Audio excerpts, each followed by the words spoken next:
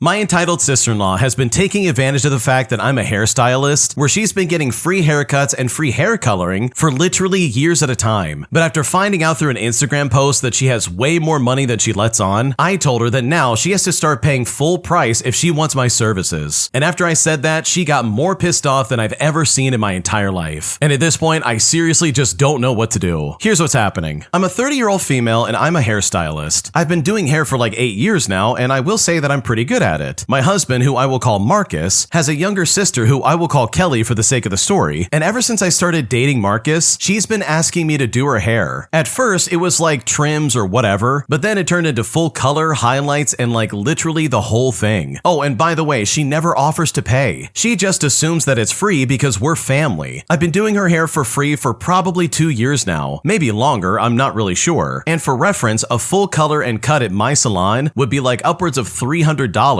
Especially depending on like what she wants. So I'm losing out on that money, plus the time I could be taking an actual paying client. My husband keeps saying, it's family, just help her out. And I don't want to cause drama, so I just kept doing it. Well, last week, Kelly posted on Instagram at this fancy spa place. And this is the kind where it's like you get robes and the cucumber water and everything. The caption said, monthly self-care day, treating myself because I deserve it, with a bunch of spa emojis afterwards. And yeah, you heard that correctly. She goes monthly to this place. I'm doing her hair for free and she's spending like probably $150 on spa days every single month. So I texted her and I said, hey, I saw your post. It looks like you're doing well financially, so going forward, I'm gonna need to charge you regular price for hair services or you can go find another stylist. And when I said this, she flipped out. She called me greedy, she said family is supposed to help each other out, and that I'm being petty about an Instagram post. On top of that, she's trying to say that I don't know anything about her financial situation. But I said to her, if you can afford monthly spa days, you can absolutely afford to pay for your hair. She then told Marcus that I'm being a jerk, and now there's this whole family thing going on. Marcus thinks I'm being petty and that I should have just talked to her in person instead of doing this over text messaging. And I just found out that apparently mom's mad at me as well. My best friend says that I could have cut her off a long time ago and that Kelly has been using me. But it's like, okay, maybe I am being petty. It was just an Instagram post. Maybe she's spending money she doesn't have on the spa thing and I'm making assumptions. So seriously, am I the jerk for cutting off the free hair services? Because right now I'm honestly pissed off and I don't really know what to do.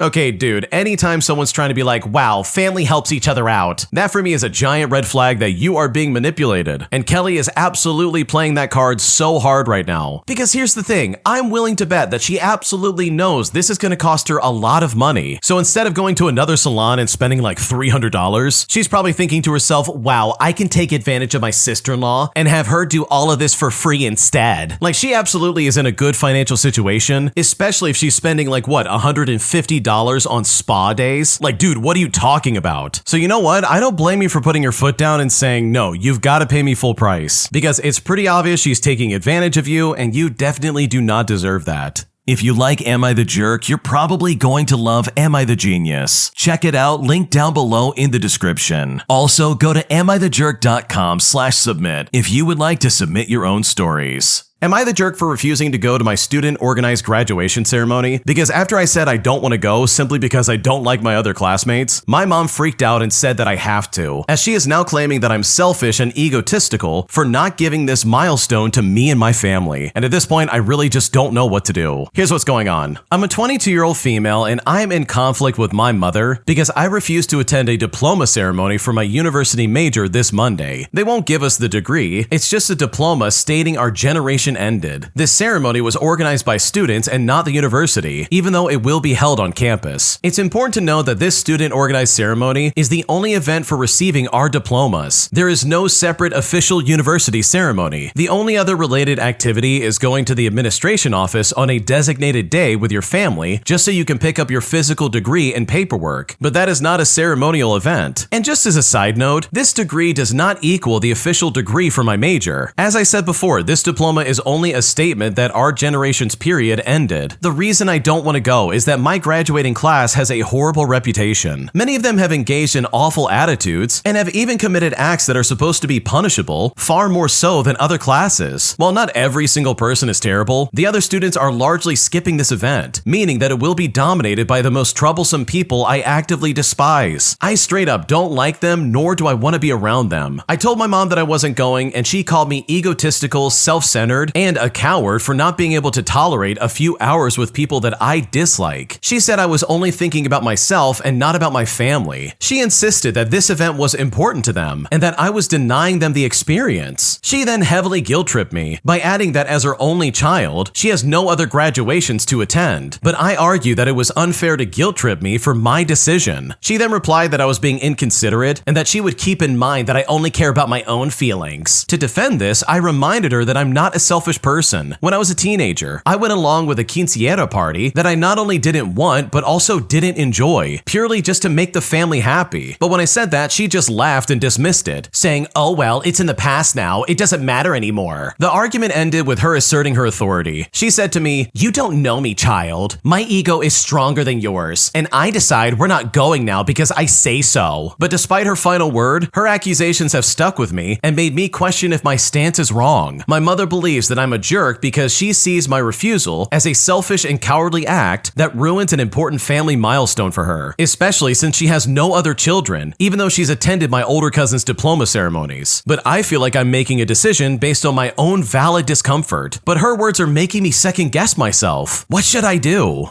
Okay, in my opinion, I think your mom's being really entitled and very obnoxious here. Because here's the thing, if you don't want to go to this stupid ceremony, then don't go. No one's forcing you, and literally, it's not that big of a deal. So if I was in your shoes, I would stand my ground. I would say, no, I'm not going to this and you can't make me. Plus, this is your university experience. Just because it's a milestone for other people doesn't mean that you have to give into that. So no, you're definitely not the jerk. This honestly is really annoying, and I don't blame you for being upset. Am I the jerk for giving my boyfriend an ultimatum about his ex's stuff at his apartment? Because honestly, it's making me uncomfortable and I want him to get rid of it. Here's what's going on. Okay, so this is probably going to sound insecure, but I really just need some outside opinions. I've been with my boyfriend, who I will call Tyler, for like 10 months now, and we actually met through mutual friends. Tyler's ex-girlfriend, who I will call Madison, is still in our friend group, which was weird at first, but I was trying to be cool about it. They dated for like 3 years and broke up maybe a year and a half before we got together, and the breakup was mutual from what Tyler says. Madison comes to group hangouts. She's friendly to me, and Tyler says there's nothing there anymore. So I think to myself, okay, fine, whatever. I can handle my boyfriend being friends with his ex, and I'm not a crazy person. But last week, I was at Tyler's place and I needed a hair tie. I checked his bathroom drawer, and it was full of like random stuff. So I tried the drawer in his dresser. Well, that's when I found a whole dresser drawer with Madison's stuff in it. There was makeup, hair products, jewelry, an old sweater, a book, just a bunch of her stuff in a drawer at my boyfriend's apartment. I kind of just stared at it for a minute because, like, seriously, what's going on here? When Tyler got back from the store, I asked him about it, and he was like, "Oh yeah, Madison left some stuff here after we broke up, and she just hasn't picked it up yet." But it's like, dude, it's been a whole year and a half. I said that she should come get her stuff back, but he said to me, "I mean, it's not really bothering anyone. She probably doesn't even remember that it's hers." But you know what? It's bothering me. I don't want my boyfriend keeping a drawer full of his ex's stuff. That's weird, right? That's not just me being insecure. I told him I wanted him to text Madison and have her come and get it. But he then got all defensive and said that I'm making a big deal out of nothing and it's just some forgotten stuff in a drawer. So I texted Madison myself. I just said to her, "Hey, Tyler mentioned that you have some stuff at his place. Do you want to come and grab it sometime?" She then replied by saying, "Oh, is this about the drawer? It's just old stuff I don't even care about. You seem really insecure." And honestly, when I heard that, that really pissed me off so much. I told Tyler either the drawer gets cleared out or I'm done. He thinks I'm being controlling and that I'm giving him an ultimatum over something that doesn't matter. My best friend says that the fact that Madison still has a whole drawer at his place is a red flag and that I'm right to be upset. But Tyler's roommate, who's also in the friend group, says that I'm being dramatic and territorial. So am I the jerk for making this ultimatum thing? Because right now I don't know what to do. Okay, honestly, in my opinion, no, you're not the jerk here. But if I was in your shoes, I would message Madison back and be like, "Oh, okay. If the drawer doesn't matter and it's just a bunch of old stuff, then I'll just throw it out. I need to make room for my stuff anyways." And then I would just kind of sit back and see what happens. Because come on, this is so weird. If it really is just a pile of crap that nobody really wants, then why would you even be made fun of? Like, Tyler has moved on from Madison, right? He's not still getting with Madison, right? Like, he does love his girlfriend. Because if he does, then he would be like, "Oh yeah, let me get rid of this stuff," and either throw it away away or give it back to Madison. Also, how can Tyler even begin to be okay with the fact that Madison is calling her insecure? Like, if I had a girlfriend like that and had an ex say something like that, I'd be like, wait a second, don't talk to her like that. And then I would get rid of that crap and move on with my life, you know, with my new and actual current girlfriend. So no, you're not the jerk, because honestly, there's just a bunch of red flags in this situation, and I don't blame you for being concerned, because this really is weird. Would I be the jerk for not going to someone else's house for dinner simply because the last time we did that, it was not a good experience? Here's what's going on. So my boyfriend and I were invited to a Christmas celebration with a couple of his work friends and their spouses. I like them and I get along with them fine, but I'm feeling frustrated about how the plans were handled, and I'm wondering if I overreacted. Originally, we were all supposed to go out for dinner at a restaurant for like $20 per person. This was going to be adult only, which I was really looking forward to. I wanted a night out, I wanted to get dressed up, I wanted to walk around the city and enjoy a festive dinner. There are 2 other couples and a few extra people attending as well. After everyone agreed in the group chat to go out, the couple who suggested it suddenly changed it to being at their house and said it would be $15 per person, and then they provided their payment information. It's also no longer adults only, and their kids are now included. I know it's cheaper to go to their place, but I was really hoping for a night out. This isn't the first time something like this has happened too, by the way. It seems like every outing ends up at their house, and people are expected to pay. I didn't grow up with much, so I promise I'm not trying to be a snob or anything like that, but I'm seriously just not used to this. Normally, I would contribute a few dishes or some drinks, but paying on top of that feels kind of weird. There've also been a few awkward experiences in the past. One evening, we went to their house for dinner, and the food was cold and the portions were tiny. I told my boyfriend when we got home that the steak was gray and it tasted weird, and thankfully he agreed. One of the hosts actually messaged afterwards on their own accord to apologize and said that the steak had been old. And on the same night, we were asked to bring drinks, and we went to 2 different stores to get exactly what they wanted. But guess what? They never even drank them. In the summer, they had a cookout and again asked people to pay like $20 each and bring their own drinks. And I didn't even go, but my boyfriend went and brought me a plate back, and it was just really bad. I just wanted the dinner to be a night out, somewhere festive with good food and a nice atmosphere. But my boyfriend thinks I'm being a diva and says that $15 isn't much. But I'm annoyed that the plan has changed after everyone had agreed. But I also do understand that things now are expensive too. I feel bad for feeling this way, and I'm wondering if I'm being unreasonable. So am I the jerk for saying I'd rather skip if it's gonna be at their house? Because right now I don't know what to do. Oh man, no, I would never feel guilty about this, and neither should you, because holy crap, we went from having a night out with a bunch of adults to suddenly being at someone else's house with kids running around. And I don't know about you, but that sounds incredibly obnoxious and very annoying. Especially after everyone's like, oh, that's gonna be fantastic. Let's have an adults only situation and have a night out. Like, I would be excited for that, because sometimes kids can like ruin the mood, or at least like change the dynamic, where you can't be yourself and it's like, oh, I wanna be myself, but there's a kid in the room. And that just doesn't seem right, and it doesn't feel right. Not to mention the fact that the food they're serving absolutely sucks, and they clearly can't cook. So it makes me think like, wait a second, why am I paying $15 to show up? Especially if the environment is not gonna be worth that much. So personally, I would not show up to this, and I don't blame you if you do the same. My boyfriend says that I'm unsupportive and that he doesn't see a future with me simply because I'm hesitant to move into his parents' basement. And now he's pressuring me to make a decision right now, saying that if I don't, then we are basically going to be breaking up. And at this point, I'm honestly so stressed out that I just don't know what to do. Here's what's happening. So my boyfriend and I have been together for 7 years, and we finally want to take the next step and live together. We had originally talked about getting a multi-family house so that his parents could live on one floor and we'd live on another. That plan made sense because his family also wants to move, and financially we could all help each other out. Well, recently his parents started looking at a different single-family house. The basement is finished and the price is good, but there's no kitchen downstairs. They might be able to build one later, but nothing is guaranteed yet. Well, my boyfriend wants us to live in the basement together without a kitchen for now. Or if his parents decide to rent the basement to another family, then he wants us to live in one of the bedrooms upstairs with his family. The problem is that none of this is confirmed. We don't even know if they're getting the house, whether a kitchen can be added, what the timeline would be, or what the actual living situation will look like. So I said something like, okay, well, let's see what happens with the house first. I also said that if we do get the house and a kitchen can be built, then I would wait until the kitchen is built just to move in. When I said this, he got upset and told me that I was being unsupportive. He said he wants to know now whether I'd live in either one of those situations. Then he said that if I don't want to live in the basement with no kitchen or upstairs with his family, then apparently he doesn't see a future with me. Now, I've got to be completely honest, this really confused me because nothing is finalized yet. I don't even understand how I'm supposed to make a big decision without even knowing any real details. To me, it makes more sense to wait for the actual facts before deciding. And it hurts my feelings for him to jump straight into it by saying, oh, I don't see a future with you, when nothing is even finalized. I'm also being completely honest in that I love my current room at my parents' house. It's my space, it's comfortable, and mentally, I'm not ready to give it up yet, unless the new space is functional and feels like an actual home. I don't want to be going upstairs to cook or feeling like I'm in the way of his family. That's not what I pictured when we talked about finally living together. He then told me that I want things easy and that I'm used to comfort, and I'm used to having everything, and I've never had to make any sacrifices because of my parents. He then said that I need to make sacrifices because we'll only live that way until his parents move to Mexico in a few years. He then said I'm a little girl for hesitating and not thinking realistically about how hard buying a house is and how he can't afford to get us our own place right now, which I fully understand. I know it's not cheap or easy to buy a house. He also brought up how his friend's girlfriend lives with him in his room at his parents' house, and how my own friend lives with her husband and kid at her parents' place. Basically, he compared me to other women who are living in situations I wouldn't even want to be in. I just don't know how to feel about all this. I'm not saying no, I'm just saying the situation isn't clear yet, and I'd rather wait until we actually know what the living arrangement would be like before giving an answer. But he says that waiting makes me unsupportive of him. So right now, I'm really struggling to understand if what I'm feeling is valid, because right now I don't know what to do.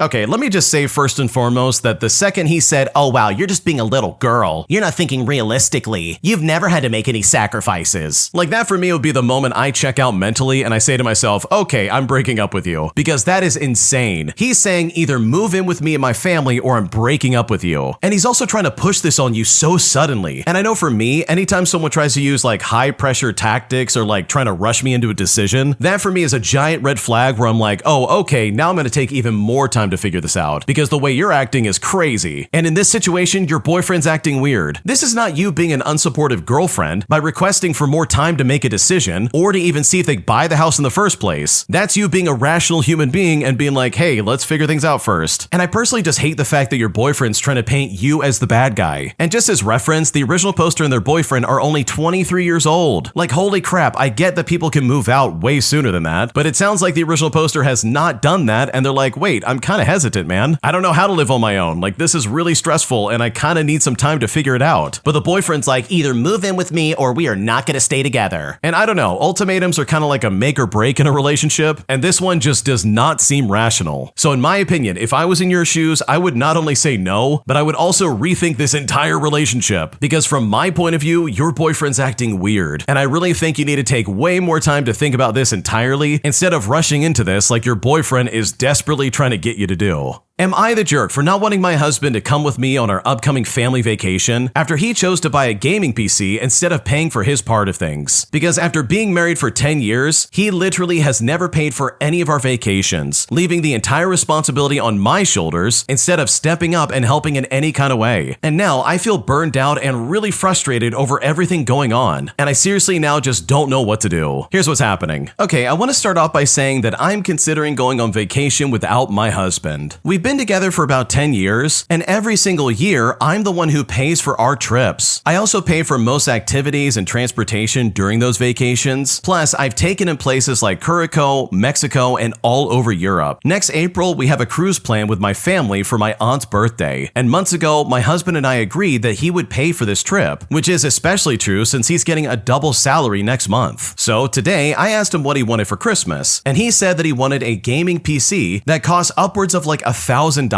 I then told him that he should think of something more realistic that I could actually afford, but he then said he would buy it himself using his double salary. I then reminded him that the plan was for him to use that money to pay for the cruise, but he simply didn't want to talk about it. I then got upset and I said to him, look, if you buy the computer, fine, but if that's the case, then you're not coming on the cruise. And after I said that, he said nothing to me. And guess what? That made me even angrier. I then asked him, in the 10 years that we've been together, how many vacations have you actually paid for? And spoiler alert, the answer is 0. After a few minutes, he finally said, I'll see what's left over, and I'll buy the computer with whatever remains. And you know what? At this point, I am so done. So seriously, am I the jerk for not wanting him to come anymore? Because right now, I honestly don't know what to do. Okay, this is super annoying. This is one of those situations where the guy is like, oh yeah, I'll take care of it. But then they turn around and say, oh, I want a gaming PC instead. But it's like, dude, you literally have obligations to take care of this financially, especially since he's getting like this double income or like double salary or whatever. Like, dude, you gotta step up and do your part, especially since like over 10 years, your wife has been the one to take care of everything. She's paying for the trip. She's doing all the activities and the transportation. Like she's planning all that out. So maybe for once, the one thing you could do is step up and pay for it. That gaming PC can wait, dude. You're literally just like axing your entire vacation plans. The original poster even went on to say that this entire vacation was his idea in the first place. And apparently she had a conversation with him and said, hey, you need to help pay for it. And even though he says he does want to pay for it now, she's almost saying like, wait a second, I kind of just don't want you to go with me anymore anyways. And I don't know about you, but it kind of seems like there's problems in this marriage altogether. Like, dude, you've done this for like 10 years. Think about it for a second. This seems really obnoxious in my opinion. For 10 years, he's never stepped up and paid for anything like this. It's always fallen on your shoulders. Like, dude, I would maybe let that slide like for 2 years or like 2 incidents, but 10 years is way too long for my sanity. I don't know about anybody else. So in my opinion, it kind of seems like there's bigger things going on here than just like paying for a trip. And honestly, I think the original poster and their husband need to figure this out sooner than later, because after a decade of like trying to get this guy to step up and pay for stuff, and he's still not doing what he needs to do, I personally think there may be some bigger fish to fry in this situation than just paying for the cruise, because it sounds like your husband's priorities are completely mixed up and he just doesn't care anymore. A crazy entitled Karen goes digging through my trash cans in my garage as she claims that I'm the reason there's so many chicken bones out on the street, claiming that if I don't clean up my mess next to my trash cans, then she's gonna call the police and try to have me arrested. And I've honestly never been more confused by anybody in my life. Here's what happened. So to start things out, I live in a nice suburban neighborhood, and I haven't had any issues with anyone until last Thursday. Trash day is on Thursday, and I had my trash cans out the night before.